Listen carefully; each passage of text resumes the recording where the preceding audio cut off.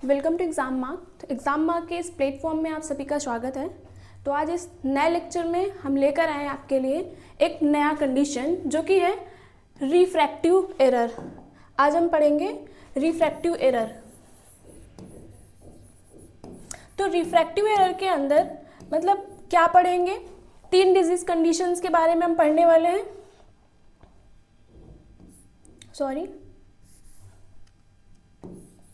Refractive error,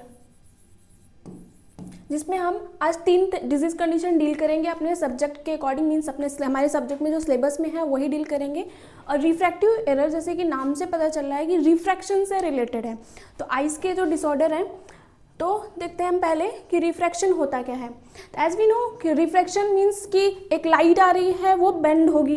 इसमें the refraction is the process by which the cornea and lens of the eye bend light rays. Means cornea और lens जो rays आ रही है उसको bend करते हैं to focus on the retina. और क्या करते हैं, वो फोकस करती है जाए कहाँ पे, रेटिना पे।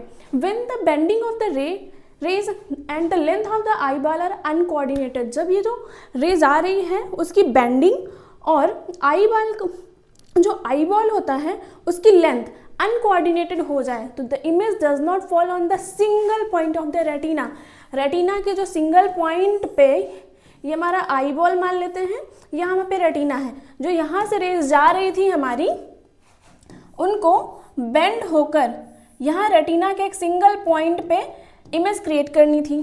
तो अगर जो ये कॉर्निया का कि यहाँ पे जो लेंथ की बात की गई है आई बॉल के, अगर ये सही ना हो तो क्या होगा कि रेटिना पे जो एक ही पॉइंट पे एक फोकस पे इमेज बननी थी वो नहीं बनेगा।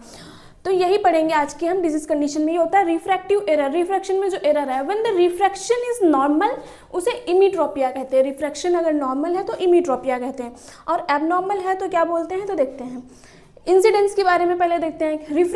Refractory disorder are the most common type of visual disorders in the children that occur due to the following reasons. कौन कौन से रीजन से बच्चों में होता है। Abnormal curvature of the refractive surface. Refractive surface का जो कर्वेचर है वो एबनॉर्मल है। Abnormal position of the refractive surface, position सही नहीं है। Abnormal anterior posterior length of the eye ball.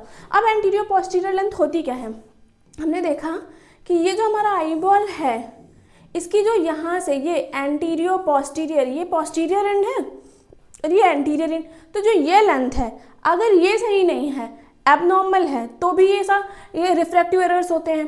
Abnormal refractive index of the refractive media of the eye ball for या lens, एक ये कंडीशन होती है। अब आगे देखते हैं टाइप्स। तो आज हम तीन तरह देखेंगे इस पर कि मायोपिया, हाइपरोपिया एंड एस्टिग्मैटिज्म।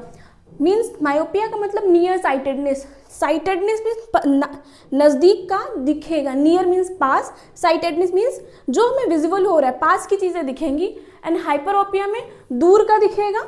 एस्टिग्मेटिज्म में ब्लर्ड विजन होगा। अभी आता है, देखिए यहाँ पे अब मायोपिया, पहली डिजीज कंडीशन हमारी। डेफिनेशन है इसकी कि myopia is the condition in which the parallel raise from the distant object focus in the front of the retina. जो पैरेलल रेज आ रही थी उनको रेटिना पे फोकस बनाना था, यहाँ से रेज आई इस रेटिना पे बनाना था, लेकिन वो रेटिना के फ्रंट पे ही फोकस बना रही हैं। यहाँ पे देख लीजिए, अगर ये आपका आई बॉल है, सॉरी इतना गंदा आई बॉल नहीं होगा, यहाँ पे देख लीजिए ऐसा कुछ, और यहाँ पे रेटिना है, जो यहाँ से रेज आ रही थी उनको बनाना चाहिए था यहाँ पे, मीन्स रेटिना पे एक फोकस बनाना चाहिए था, लेकिन वहाँ पे ना बन के ये focus in front of retina बनता है। इसकी वजह से होता है मायोपिया। तो ये इसके टाइप्स हैं कि कंजेनाइटल मायोपिया, जैसे कि पता चला नाम से, कंजेनाइटल मायोपिया में क्या होता है कि बर्थ से होगा। यहाँ पे एक वर्ड लिखा हुआ है कि कन्वर्जेंट स्क्वेंट। कन्वर्जेंट स्क्वेंट का मतलब होता है दोनों के दोनों ये जो ऐसे हो जाती हैं आँखें, एक साइड पे आ जाता है। सिंपल मायोपिया में क्या होता है, it is the most common type and not associated with any degenerative changes. बहुत कॉमन टाइप का होता है ये, इनमें इस पे कोई भी डिजनरेटिव चेंजेस नहीं होते हैं रेटिना पे या कोरॉइड पे। It start in early adolescence. Simple myopia early adolescence में शुरू होता है और increase during the school years. School years में ये धीरे धीरे बढ़ता है and become stationary after the age of 25 years. Means adolescence से शुरू हुआ, स्कूल एज पे वो धीरे धीरे बढ़ता रहा और जब 25 साल की उम्र में वो स्टेशनरी हो जाता है, उससे ज़्यादा वो इंक्रीज नहीं होगा।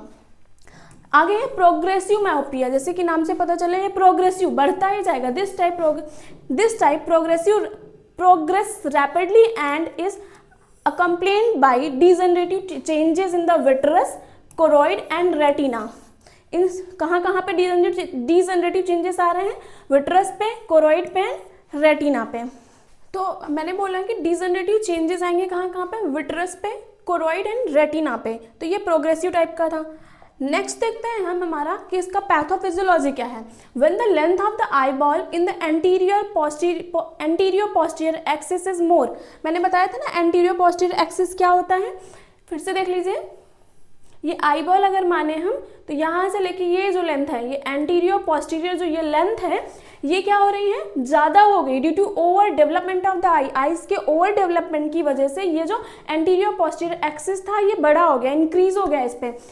If the refractive index of the lens is greater, या फिर जो रिफ्रैक्टिव इंडेक्स हमारे लेंस का है वो बढ़ जाए, किससे? नॉर्मल से ज्यादा हो जाए। Or if the curvature of the cornea, या कॉर्निया का जो कर्वेचर है वो इंक्रीज हो जाए greater than normal, is cause the light rays to focus in the front of the retina. ये कॉजेज होते हैं जिसकी वजह से जो फोकस होता है वो रेटिना के फ्रंट पे बनता है। कौन कौन से कॉजेज थे?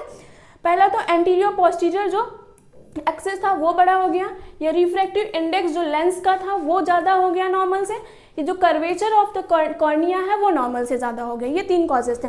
क्लिनिकल फीचर्स क्या होंगे मायोपिया के? Dimness in the vision for the distant object, दूर की चीज़ें नहीं देख पाएगा। The child usually complain that he can not see the writing on the black board. वो बोलेगा जो ब्लैक बोर्ड पर लिखा है वो मुझे नहीं दिख रहा है। ऐसी कंप्लेन ज़्यादातर बच्चे करते हैं।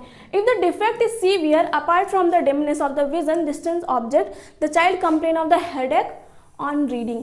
अगर कंडीशन ज़्यादा सीवियर होती है तो वो नहीं दिख रहा है, इसके बोलने के साथ साथ बोलेगा कि जब भी मैं पढ़ता हूँ मेरे सर में बहुत दर्द होता है। The child is seen holding books closely to the eye while reading. Means बच्चों को आप देखेंगे बुक लेके बहुत क्लोज, एकदम पास ले जाके पढ़ते हैं। नेक्स्ट स्लाइड में है कि मैनेजमेंट क्या है इसका। The defect should be corrected by the prescribing a concave lens of the appropriate strength for the child. या फोटो रिफ्रैक्टिव केरेटोमी भी होता है। तो 2 चीज़ें इस पर बताई गई। देखिए कॉनकेव लेंस की बात की गई, ये कैसे सही करेगा? कॉनकेव लेंस हमारा ये होता है, देखिए, और अगर ये हमारा आई है, आई बॉल है, यहाँ पे रेटिना है, जो रेज यहाँ से आ रही थी मायोपिया में फ्रंट पे बन गया था। लेंस लगाने की वजह से ये जो रेज हैं वो क्या होंगी? वो बेंड होके रेटिना पे क्रिएट करेंगी इमेज इससे, यानी कि आगे लेंस लगाने की वजह से जो बेंडिंग गलत हो रही थी वो सही हो जाएगी। तो हमारा नेक्स्ट डिजीज कंडीशन आगे देखते हैं, हाइपरोपिया। जस्ट अपोजिट मायोपिया का कि इसको फार साइटेडनेस है, इसको दूर का दिख रहा है, पास का नहीं दिख रहा है। तो ऑब्वियस सी बात है अगर उस पर एंटीरियर पोस्टीरियर एक्सिस इंक्रीज हो गया तो इस पर कम हो गया होगा।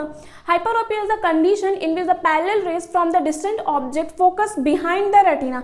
रेटिना के जस्ट पीछे फोकस बनने लगा। ये रेटिना है, इसके पीछे बनना। मायोपिया में आगे बन रहा था, इस पे पीछे बनेगा। This is most common refractive error, सबसे ज्यादा कॉमन होने वाला ये रिफ्रैक्टिव एरर है।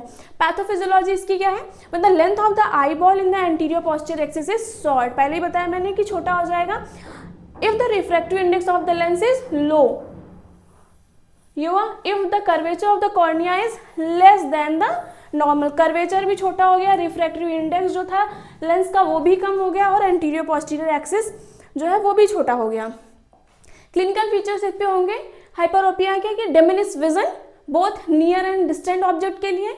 इन less severe hyperopia the child complain of reading problem, किस पे भी कंप्लेन करेगा? There may be headache, transient blurring of vision particularly while reading, pain in eyes, heaviness in the eyelids and redness of the eyes. Management, this refractory error can be corrected by using concave lens. वो convex lens से सही हो रहा था, ये concave lens से सही होगा। अब आता है हमारा एस्टिग्मेटिज्म में। Astigmatism is the refractive error in which the refraction differ in different meridian of the eyes.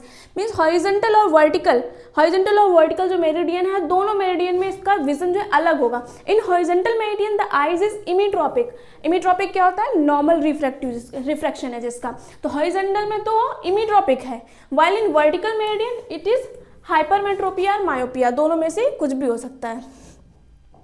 आता है इसका टाइप्स। इर्रेगुलर एस्टिग्मेटिज्म में क्या होता है? पहला टाइप में rays of the light are refracted very irregularly due to the irregular corneal curvature.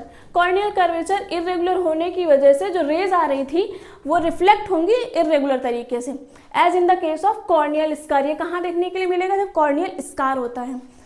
Regular astigmatism में क्या होगा? In this type the meridian of the greatest and the least curvature आज are at the right angle to each other. इस पे कह रहा है regular astigmatism में जो the meridians of the greatest and latest curvature, greatest और latest curvature का जो मेरिडियन है वो राइट एंगल में होता है एक दूसरे के, इसको क्या कहते हैं? There is called principal meridian, उसको प्रिंसिपल मेरिडियन बोला जाता है। इसके अंदर सब टाइप्स क्या क्या है इसके? Simple astigmatism and compound astigmatism. Simple में क्या होता है? वन मेरिडियन इज इमीट्रोपिक, एक मेरिडियन सही होगा, नॉर्मल रहेगा उसका refraction, while other is either एक दूसरी मेरिडियन में मायोपिया होगा या फिर हाइपरमेट्रोपिया होगा। कंपाउंड में क्या होगा? Both meridians are either myopic और हाइपरमेट्रोपिक। देखिए तीन चीजें इस पे बताई गई हैं। क्या क्या? सिंपल में क्या बोला गया कि एक मेरिडियन नॉर्मल होगी, दूसरे में क्या हो जाएगा?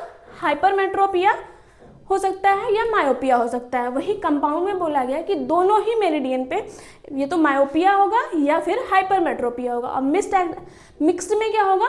When one meridian is myopic and the other is the hyperopic is known as the mixed. Okay, अब आता है कि इसका पैथोफिजियोलॉजी क्या है? Astigmatism occur when there is the uneven curvature of the cornea और द लेंस। कब हो रहा है? जब कर्वेचर अनइवन हो गया है, कॉर्निया या लेंस का आर द बोथ, ये दोनों के ही कर्वेचर में अनइवननेस आ गई है। Preventing light rays from focusing correctly. ये क्या करते हैं? लाइट रेज को करेक्ट फोकस करने से रोकते हैं रेटिना पे। It also occur due to the dislocation of the lens. अगर लेंस डिसलोकेट हो जाए अपनी पोजिशन से, किसी भी वजह से, ट्रॉमा वगैरह की वजह से, हो सकता है ऐसी चीज़ें हों, तो भी ये डिजीज कंडीशन हो सकती है। मैनेजमेंट क्या है?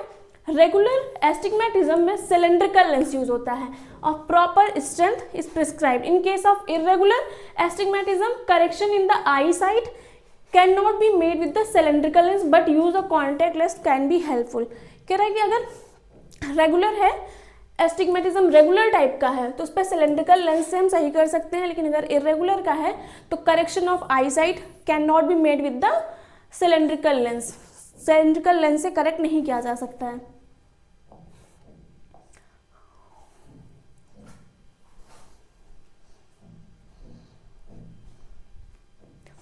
ओके, तो अगला है हमारा एटोपिक डर्मेटाइटिस। तो आगे हम पढ़ने वाले हैं एटोपिक डर्मेटाइटिस में क्या है। नेक्स्ट डिजीज कंडीशन है हमारी सेम चैप्टर में। देखिए एक ही चैप्टर में ये चीज़ें दी हुई है, रिफ्रैक्टिव एरर भी दिया हुआ है, उस पर ये एटोपिक डर्मेटाइटिस भी है। आगे हम इसके नेक्स्ट डिजीज पढ़ेंगे वो ओटाइटिस मीडिया। तो उस चैप्टर में हम दूसरा डिजीज कंडीशन जो हमारा है एटोपिक डर्मेटाइटिस। ये क्या होता है? Atopic dermatitis is a chronic relapsing inflammatory disease. Skin condition होती है, स्किन की डिजीज है, इस पर इन्फ्लामेशन हो जाता है, बार बार होती है और क्रॉनिक है ये। Seen commonly in infant and child में ज़्यादा देखी जाती है। इट कॉज, इस पे होता क्या है? Itchy, dry, red and inflamed skin हो जाती है। एपिडेमियोलॉजी क्या है? Common infancy and early childhood में ये कॉमन होता है। यूजुअली स्टार्ट बिफोर 5 साल की एज के पहले शुरू हो जाता है। और सबसे ज़्यादा कॉमन कब है? Family history of the allergy हो, जिन ऐसे बच्चे जिनकी फैमिली में एलर्जी की हिस्ट्री हो, अस्थमा हो या एलर्जिक राइनाइटिस हो। फिर हमारा एटियोलॉजी। एटियोलॉजी में आता है हमारा जेनेटिक प्रीडिस्पोजिशन, वही जो मैंने बोला। डिफेक्टिव स्किन बैरियर, देखिए स्किन में हमारे कुछ बैरियर्स होते हैं, अगर वो सही नहीं है तो फिर एटोपिक डर्मेटाइटिस होने के चांसेस बहुत ज़्यादा होते हैं। इम्यून सिस्टम डिस्फंक्शन, इम्यूनिटी सही नहीं है बच्चे की। इन्वायरमेंटल फैक्टर्स में से डस्ट है, पॉलन है। अभी देखिए गर्मियों के टाइम पे बहुत ज़्यादा डस्ट उड़ती है, पॉलन ग्रेन्स उड़ते हैं, जितना ज़्यादा हवा चलती होती है तरह तरह के पॉलन्स आते हैं। Cold and dry climate, soap और डिटर्जेंट। अब आता है गुड एलर्जन, फूड एलर्जेंस, जैसे कि एग है, milk, peanut, male in the infants में ये फूड भी एलर्जेंस का काम करते हैं। और स्ट्रेस। फिर आता है रिस्क फैक्टर, वही family history of atopy, early weaning, exposure to irritants, dry skin, infection. Pathophysiology इसकी ये है कि डिफेक्टिव स्किन बैरियर होने की वजह से जो वाटर लॉस है वो ज़्यादा होगा, स्किन ड्राई होगी, ड्राई स्किन में एलर्जेंस इजीली इंटर कर जाएंगे, इम्यून रिएक्शन होगा, इम्यून रिएक्शन होगा तो इन्फ्लामेशन और इचिंग होगी। तो क्लिनिकल मैनिफेस्टेशन में जो इन्फेंट होंगे, 2 साल तक के जो बच्चे होंगे उस पर red oozing lesions. Oozing lesions क्या होता है, आपको इस पे ऐसे फ्लूइड पस रिश्ता हुआ दिखेगा, ऐसे वीपिंग भी कहते हैं, को वीपिंग लेजन्स होते हैं ये। चीक्स, स्काल्प और फॉरहेड पे दिखेगी चीज, सीवियर इचिंग होगी और क्रस्टिंग, क्रस्ट का फॉर्मेशन हो जाता है वहाँ पे। जो 2 से 12 साल के बच्चे होंगे उस पर ड्राई थिक हो जाएगी, ड्राई रहेगी, थिक रहेगी स्किन। फ्लेक्सर एरिया यानी एल्बो, नी, नेक, फ्लेक्सर एरिया वो होता है जहाँ पे हमारी एक स्किन दूसरी स्किन से टच होती है, जैसे ये यहाँ पे स्किन टच हुई, या फिर जहाँ पे जॉइंट्स होते हैं उसको बोलते हैं। ऐसी जगहों पे ज़्यादा देखने के लिए मिलता है। इंटेंस इचिंग और लाइनिफिकेशन दिखेगी, लाइनिफिकेशन देखने के लिए मिला है। लाइनिफिकेशन में क्या होता है, स्किन आपको वहाँ पे बहुत थिक ड्राई सी ऐसे लाइन ड्राई सी दिखेगी। क्यों होता है, क्योंकि बहुत ज़्यादा इचिंग वगैरह करने की वजह से उस जगह की स्किन ब्लैक सी थिक हो जाएगी, ऐसे दिखेगी। प्रेजेंटली इमेज तो नहीं है, मैं आपको शो कर पाती। एडोलसेंट में क्या होगा, क्रॉनिक ड्राई स्किन हो जाएगी, हैंड, फीट और फेस में दिखेगा, स्किन थिक हो जाएगी। कॉम्प्लिकेशन में आता है सेकेंडरी बैक्टीरियल इन्फेक्शंस हो सकते हैं, स्लीप डिस्टर्बेंस होगी, poor quality of life, scarring and emotional stress. Diagnosis इसका ये है कि मेनली क्लिनिकली देखेंगे क्या, हिस्ट्री ऑफ क्रॉनिक इचिंग मिलेगी, टॉपिकल लेजन्स डिस्ट्रीब्यूशन, ऊपर आपको स्किन में लेजन्स मिलेंगे, family history of atopy and no specific lab test. का कोई स्पेसिफिक लैब टेस्ट नहीं है टॉपिक डर्मेटाइटिस के लिए। हमारा मैनेजमेंट एंड ट्रीटमेंट में आता है कि मॉइस्चराइजर, बार बार पढ़ रहे हैं कि ड्राई स्किन हो रहा है, ड्राई स्किन तो अप्लाई 2 से 3 बार मॉइस्चराइजर यूज करना है।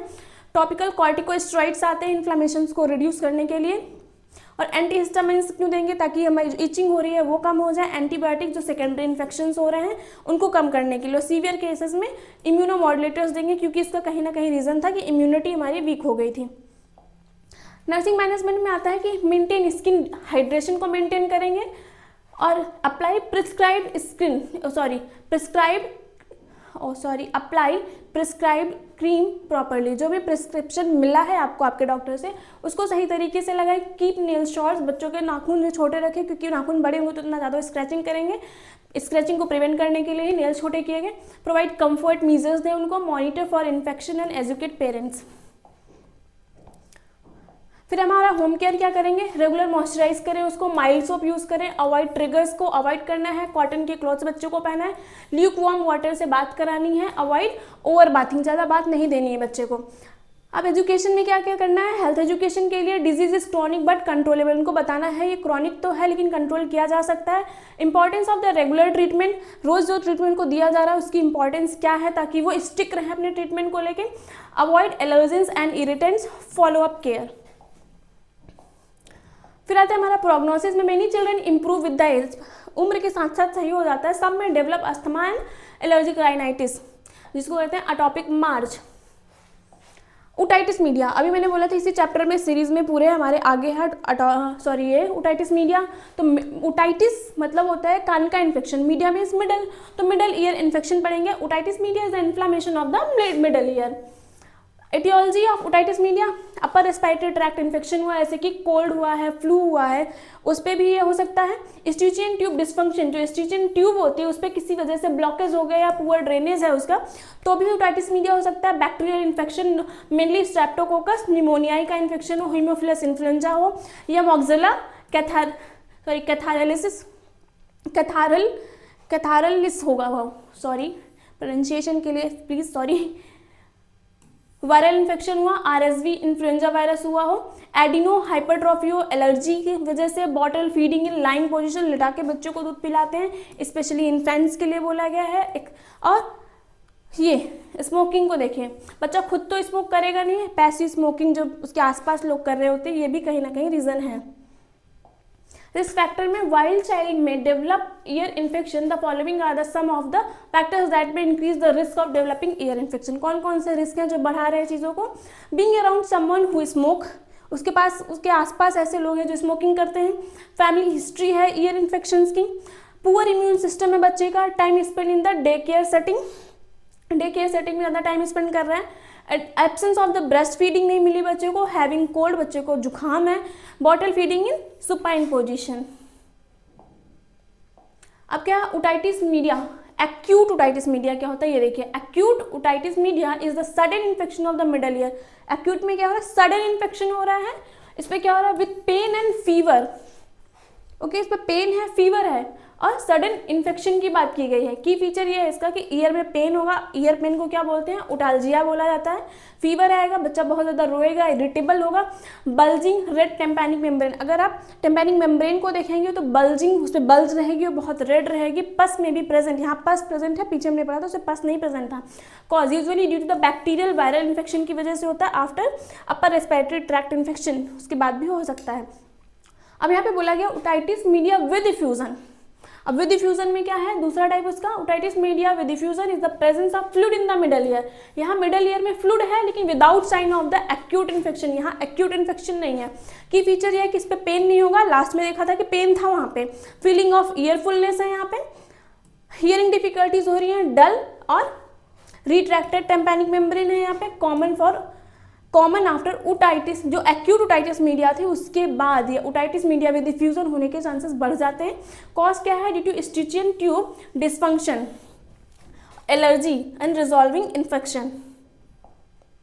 आगे हमारा मेन डिफरेंस क्या है, अगर एक लाइन में देखना चाहे ओटाइटिस मीडिया का और ये, तो इन्फेक्शन है, पेन और फीवर दोनों है, वहीं दूसरे टाइप में जो डिफ्यूजन वाला था उस पर फ्लूइड ओनली और नो इन्फेक्शन, यहाँ कोई इन्फेक्शन नहीं है। आगे डायग्नोसिस क्या है इसका, डायग्नोस्टिक इवैल्यूएशन में आपको हिस्ट्री कलेक्ट करेंगे तो ओटाल्जिया मिलेगा, fever, ear discharge, hearing difficulties, recent upper respiratory tract infection मिलेगा, इरिटेबिलिटी के और crying in children. Physical examination करेंगे तो रेड बल्जिंग टेम्पैनिक मेम्ब्रेन, ये एक्यूट ओटाइटिस मीडिया। अगर फिजिकल एग्जामिनेशन करने पे टेम्पैनिक मेम्ब्रेन रेड और बल्जी है तो एक्यूट ओटाइटिस मीडिया डिटेक्ट होगा। वहीं dull amber colour tympanic membrane with the fluid level है तो ओटाइटिस मीडिया विद इफ्यूजन है, रिड्यूस और absent mobility of the tympanic membrane दिखेगी। फिर है कि न्यूमैटिक ऑटोस्कोपी, इससे क्या चेक करेंगे, check the mobility of the tympanic membrane की मोबिलिटी चेक करने के लिए हम यूज करते हैं decrease movement indicate middle ear fluid. अगर मूवमेंट कम है तो मिडल ईयर में फ्लूइड होने का डिटेक्ट करेगा, इससे हमें पता चलेगा, इंडिकेट करेगा। टेम्पैनोमेट्री में क्या करेंगे, मिडल ईयर के प्रेशर को मेजर करते हैं, इससे इस पर दो कर्व आ रहे हैं, टाइप बी और type c. Middle ear infusion और टाइप सी क्या दिखाएगा, स्टिचियन ट्यूब डिस्फंक्शन को दिखाएगा। वही हियरिंग असेसमेंट क्या है, pure tone audiometry. Older children adult के लिए देखिए प्योर टोन ऑडियोमेट्री हो रहा है। हियरिंग स्क्रीनिंग टेस्ट चिल्ड्रन के लिए shows conductive hearing loss. Now next slide में देखेंगे हम अपनी की लेबोरेटरी टेस्ट क्या है, इफ द सीवियर और रिकरेंट इन्फेक्शन है तो लेबोरेटरी टेस्ट कराए जाते हैं। ईयर डिस्चार्ज जो निकल रहा है उसका हम कल्चर कराएंगे, उसकी सेंसिटिविटी चेक करेंगे। Blood test is complications, suspected अगर ज़्यादा कॉम्प्लिकेशंस आए तो ब्लड टेस्ट कराए जाते हैं। और इमेज स्टडी में x ray, CT scan if mastoiditis, यानी कि जो बोन है ईयर की उस पर अगर इन्फेक्शन है तो एक्सरे और सीटी स्कैन कराया जा सकता है। और इंट्राक्रेनियल कॉम्प्लिकेशन भी सस्पेक्ट किए जा सकते हैं इस पर। तो ये था आज का हमारा ये एक टॉपिक पूरा, जिसपे हमने रिफ्रैक्टिव एरर पढ़ा, अटोपिक डर्मेटाइटिस और ओटाइटिस मीडिया पढ़ा। Thank you for this.